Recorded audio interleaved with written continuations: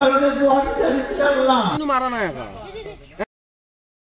guys, welcome back to my YouTube channel Sunny Vlog. So guys, মই তোমালোকক যোৱা ব্লগটোত কৈছিল আগৰ যেটো ব্লগ আছিল সেই ব্লগটো তোমালোকক কৈছিল যে আমাৰ জলসা উদযাপন কৰি আছো। জলসা 29 তাৰিখ আছিল, আজি 29 তাৰিখ। তোমালোকক মই কৈছিল জলসাত কি হ'ব কি নহয়। মই তোমালোকক ইতেই কৈ দিও এবাৰ তাতে আমাৰ কোৰান শৰীফ তিলাওয়াত কৰাব কম্পিটিশন ৰাখা হ'ব। তেওঁলোক সৰু বাচ্চাবোৰৰ কাৰণে বা ল'ৰা ছোৱালী যিমান আহে তেওঁলোকক কম্পিটিশনত আমি ৰাখিম। আৰু লগতে তোমালোকক মই এতিয়া ফুটেজ দেখাই আছো। ক্লিপকিটা যিকিটা ক্লিপ হৈছে আমাৰ জলসাৰ পেন্ডেলটোৰ সেই পেন্ডেলটো কি ধুনীয়াকৈ বনাইছে আৰু তোমালোকক মই কোনে বনাইছে মই তোমালোকক দেখাম। বলা আজি ভিডিঅ' দিয়াৰ পৰা ষ্টাৰ্ট কৰো। Let's go.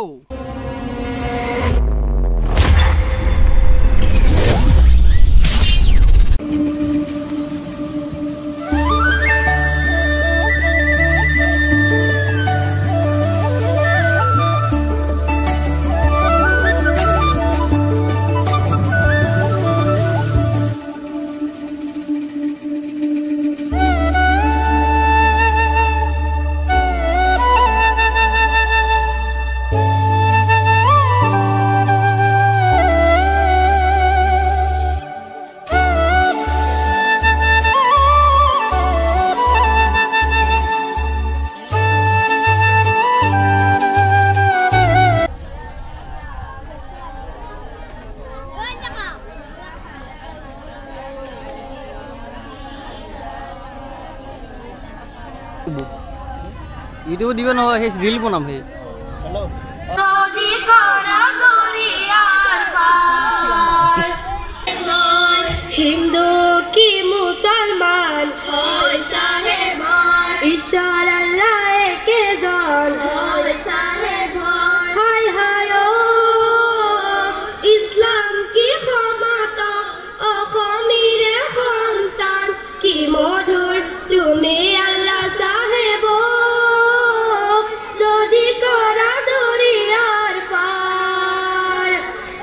গাইস মই কৈছিলো জলসাৰ কথা তো জলসাৰ এতিয়া মই দেখাইছো মানে সভাপতি আৰু উপসভাপতি কোন কোন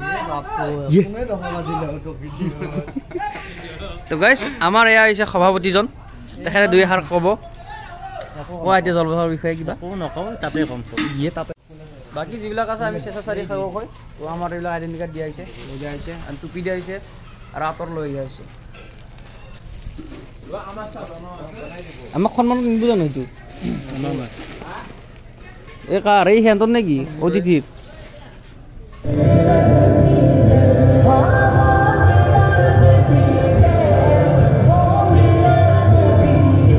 আমাৰ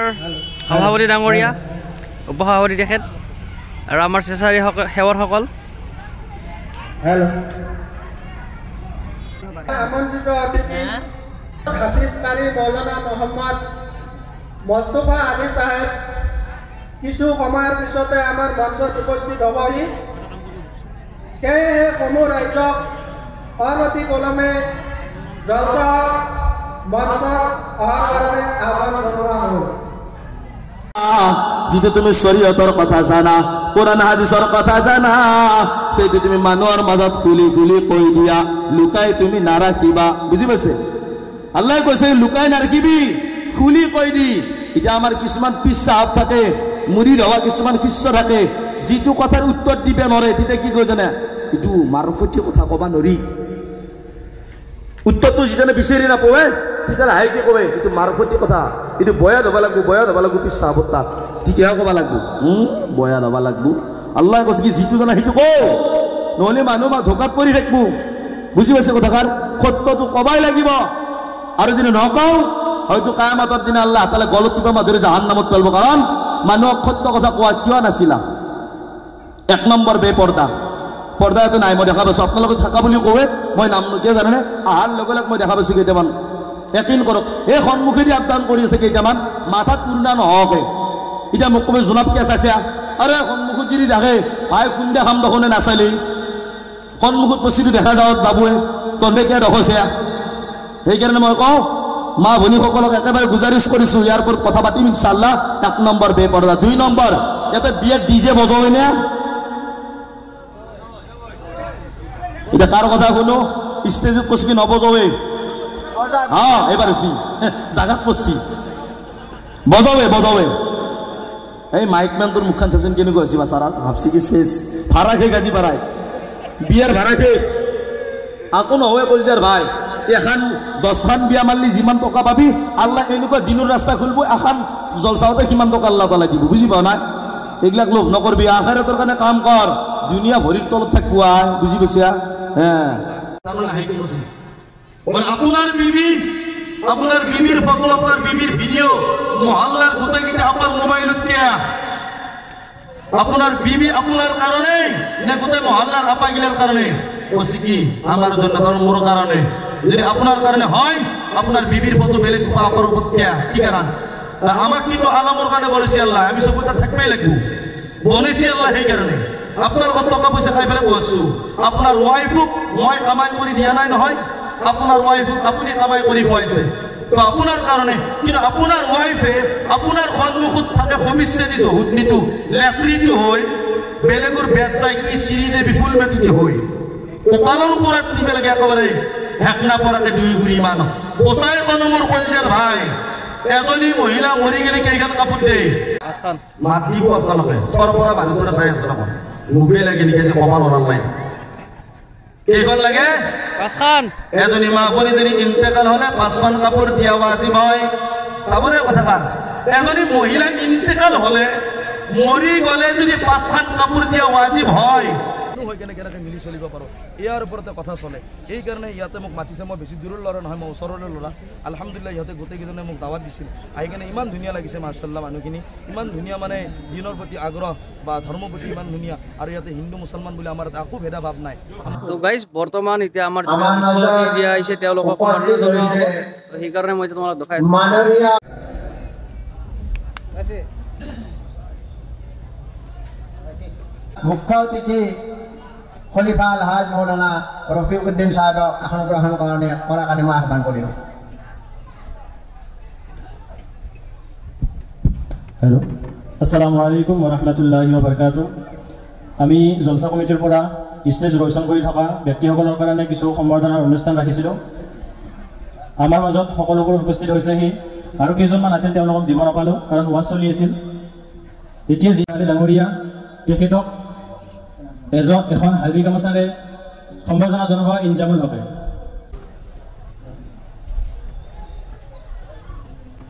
আৰু এজন আছে মোহাম্মদ ইয়াজউদ্দিন আহমেদ তেখেতক এখন ফুলাম হাজি গামোচাৰে সম্বৰ্ধনা জনাব মুন্না আলিয়ে আৰু লগতে আছে সাবিন আলী ডাঙৰীয়া তেখেতক এখন হাজি গামোচাৰে সম্বৰ্ধনা জনাব ৰেজাকুল আলিয়ে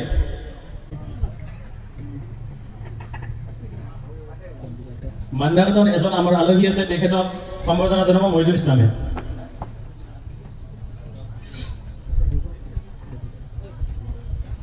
শিৱজাৰৰ নিৰ্বাহী মোহাম্মদ লতিফ আলী মৌলানা হয় তেখেতক এখন হাজি গামোচাৰে সম্বৰ্ধনা জনাব নাবিজুল ইছলামে তাৰপিছত আছে মোহাম্মদ ইদবকাছ আলী তেখেতক এখন হাজি গামোচাৰে সম্বৰ্ধনা জনাব আখতাৰ আলী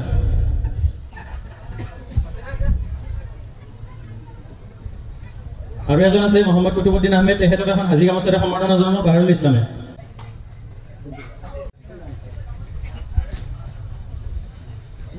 বাকী আমি এই সম্বৰ্ধনা অনুষ্ঠানটো ইমানতে অন্ত কৰিছোঁ বাকী কাৰ্যসূচীখিনি চলাই নিয়াৰ কাৰণে মই সভাপতি চাবক অনুৰোধ জনালোঁ সদায় আমি সম্বৰ্ধনা অনুষ্ঠানটো ইমানতে সামৰিছোঁ তো দোস্ত এতিয়া যিজন ব্যক্তি ষ্টেজত বহিছে তেখেতৰ নাম হৈছে ৰফিক মৌলানা হুজুৰ তেখেতে আজি আমাৰ লাষ্ট আশীৰ দোৱা কৰিব তেখেতৰ তোমালোকৰ মই ভিডিঅ' দেখাই আছোঁ তোমালোকে তেওঁলোকৰ ওৱাজ শুনা আৰু তেওঁ লাষ্ট দোৱাটো তোমালোকে শুনিবা সকলোকে দিম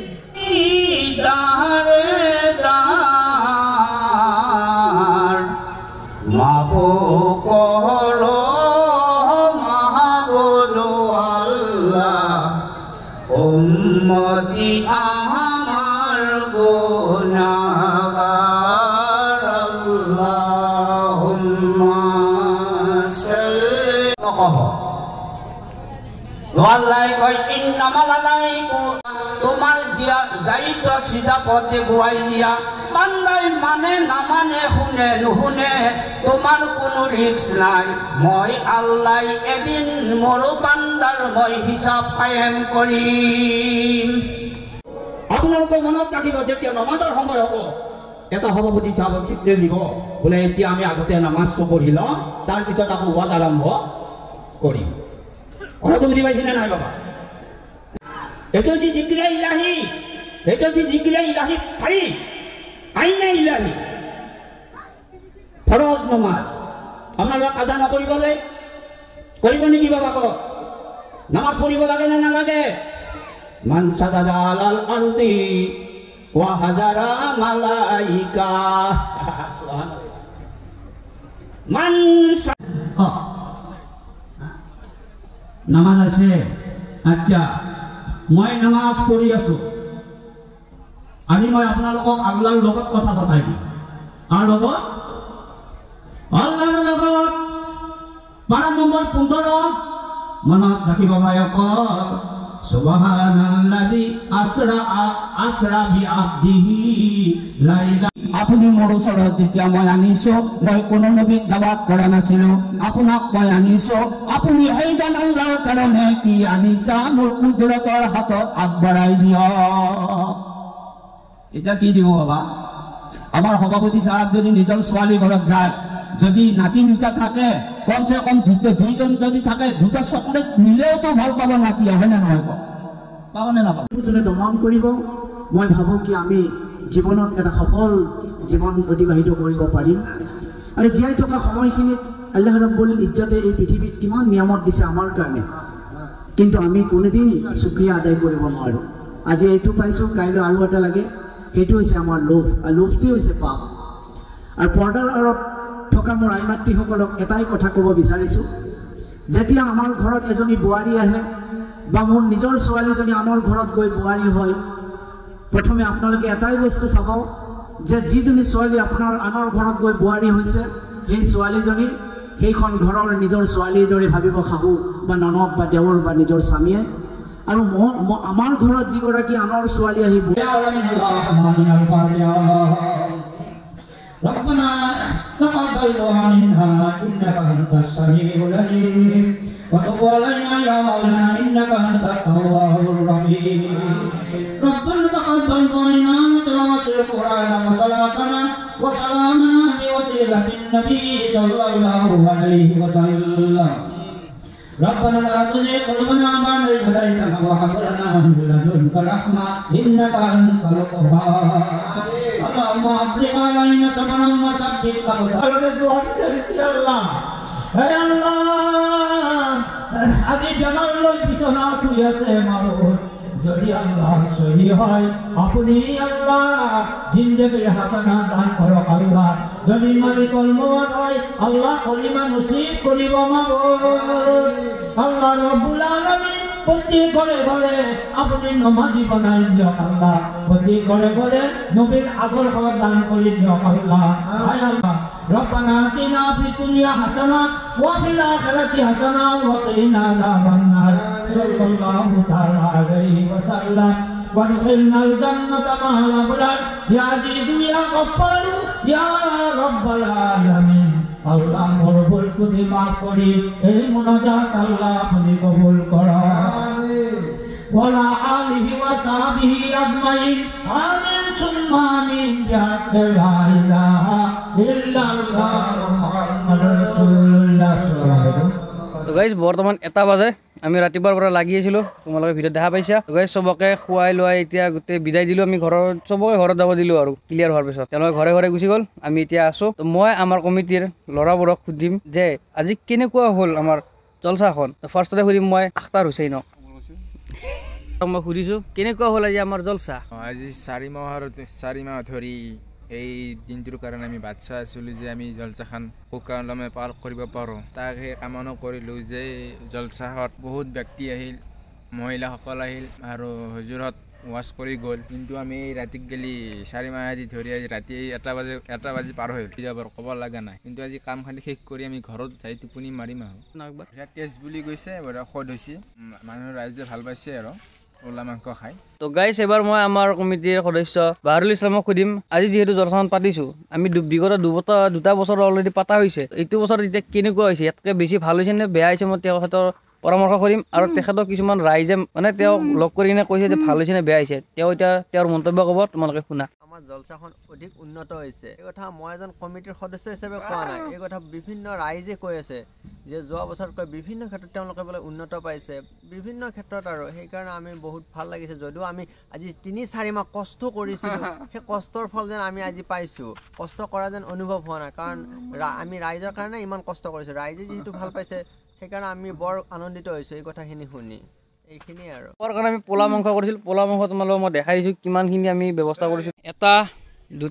3 4 5টা আৰু এটা ভিতৰত আছে সেইটো তাতে ভিতৰত ষ্ট'ৰ ৰুমত থৈ দিছোঁ আমি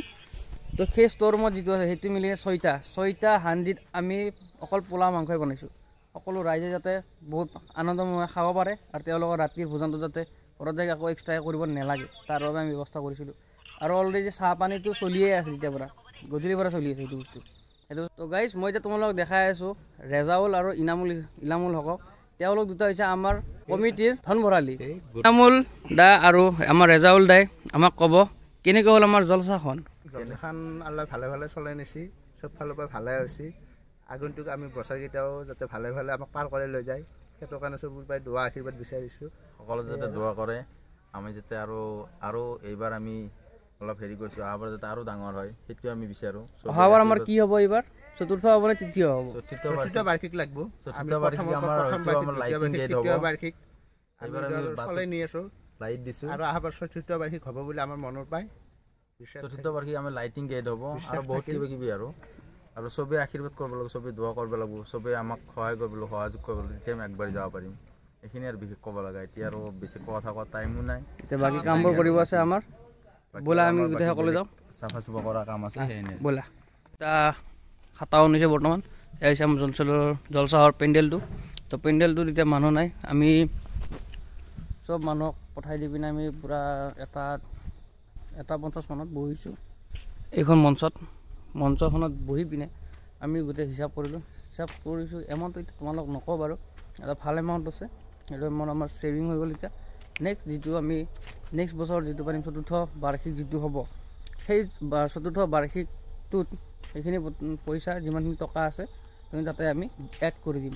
তো তেনেকৈ আমাৰ জলসাখন যিমান পাৰে ওপৰলৈ যাই থাকিব আৰু তোমালোকে যদি ভাল লাগিছে আজি ভিডিঅ'টো তোমালোক কথাবোৰ চাই কিনে ভাল লাগিছে তেনেহ'লে মোৰ ভিডিঅ'টো লাইক কৰি দিবা আৰু কমেণ্ট কৰি দিবা যদি আৰু পিছলৈকে এনেকুৱা ভিডিঅ' লাগি থাকে মোৰ চেনেলটো ছাবস্ক্ৰাইব কৰি থবা সানি ভ্লগ তো আজিলৈকে ইমানলৈ bye bye thank you good night